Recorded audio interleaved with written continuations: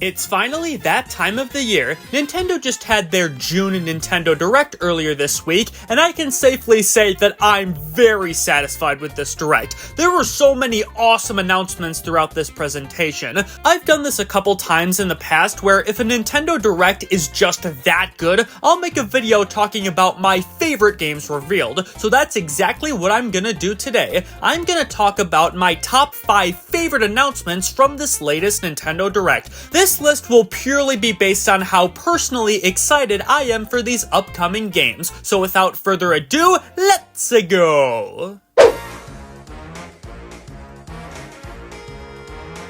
One of my favorite Nintendo franchises of all time has to be Donkey Kong Country, a series of incredible 2D platformers, some of which even outdo Mario's games. After we got the masterpiece that was Donkey Kong Country Tropical Freeze on the Wii U, which later got ported to the Switch, many people, including myself, were eager to see what a brand new Donkey Kong Country game would be like. Well, during this Direct, Nintendo finally revealed not that. Instead, we get an HD port of Donkey Kong Country Returns from the Wii. Yeah, gotta be honest, after waiting for a decade for the next Donkey Kong Country game, this was kinda lame, and a new game would have been a lot more exciting. But to be fair, I'm not gonna lie and pretend that I'm not excited for this game. I love Donkey Kong Country Returns on the Wii. It's one of the best and most fun 2D platformers I've ever played. The levels are well designed and a blast to go through. I love all the new ideas it introduces to the series. In fact, this game was so good that it got ported to the 3DS with more levels and it took out the motion controls. So yeah, Donkey Kong Country Returns is a fantastic game, and I'm so happy it's making a comeback on Switch. This also means that we'll technically have the entire Donkey Kong Country series available on the platform, which is really cool. Like I said, I would have preferred a brand new game in the series, but this definitely scratches the itch I've been having for one. If I were to ask what Nintendo's most iconic franchise is after Mario, I'm willing to bet most of you would say The Legend of Zelda. This series has always had its fans, but I'd argue the Nintendo Switch is where it truly became as popular as it is today. We got some awesome games like Breath of the Wild and Tears of the Kingdom, older titles that got revived like Skyward Sword and Link's Awakening, and now we're finally getting a brand new Zelda game to call the Switch its home, The Legend of Zelda: Echoes of Wisdom, and this game looks very interesting. Instead of playing as Link as you do in most other adventures, Echoes of Wisdom has you playing as Zelda. Link has been stolen away by these mysterious rifts spreading across the land, so it's up to Zelda to use her magical powers to save the day. It's a very interesting idea that looks like it will bring a lot of creativity to the game, being able to copy objects and use them all over the place, taking control of enemies and having them fight beside you. Definitely some cool concepts that can lead to some neat puzzles, but there's still gotta be more to it. I understand that this was just the first trailer, so there's probably still a lot Nintendo isn't sharing, but I'm still a little hesitant because there wasn't a whole lot in this trailer to really wow me. But I'm still eager to see what this game is like when it releases, so we'll just have to wait and see.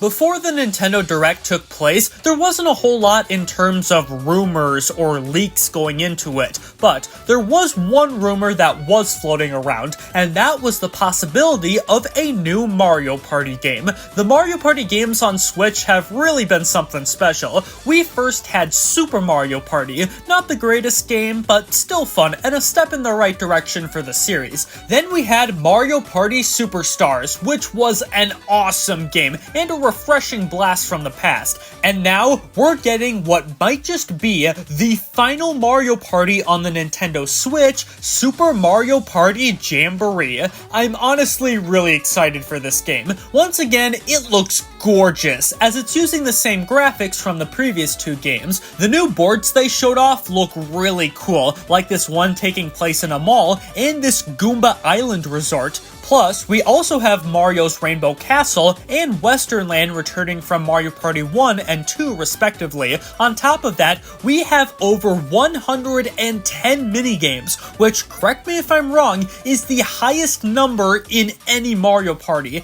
And there's several other modes that we have yet to see unveiled, like a few co-op modes, and it looks like they're bringing back the rhythm games from the first Super Mario Party. Everything is pointing to Super Mario Party Jamboree being an excellent game. Of course, we'll only know for sure once the game actually launches, but I have a good feeling about this one.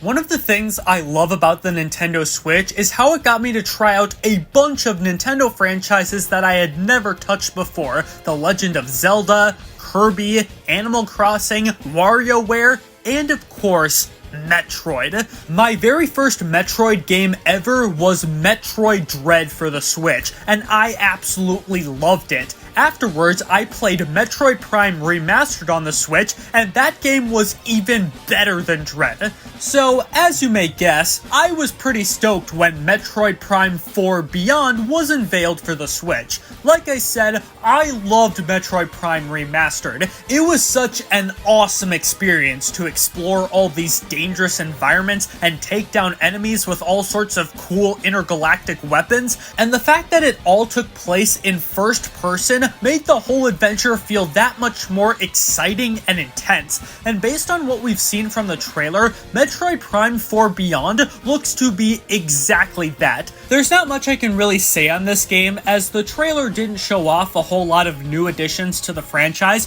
but I'm certain we'll see more of what this game has to offer later on. I'm just so happy we finally got some news on this game after years of nothing, and even though we'll have to wait a little longer until 2025, I'm confident it'll be worth the wait.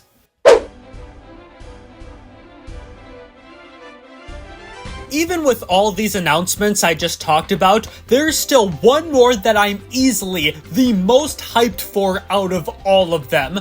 But with such games like Echoes of the Wisdom and Metroid Prime 4, what could possibly be better than all of that? It's Mario and Luigi Brothership. Oh my god, I am so happy to see this series back.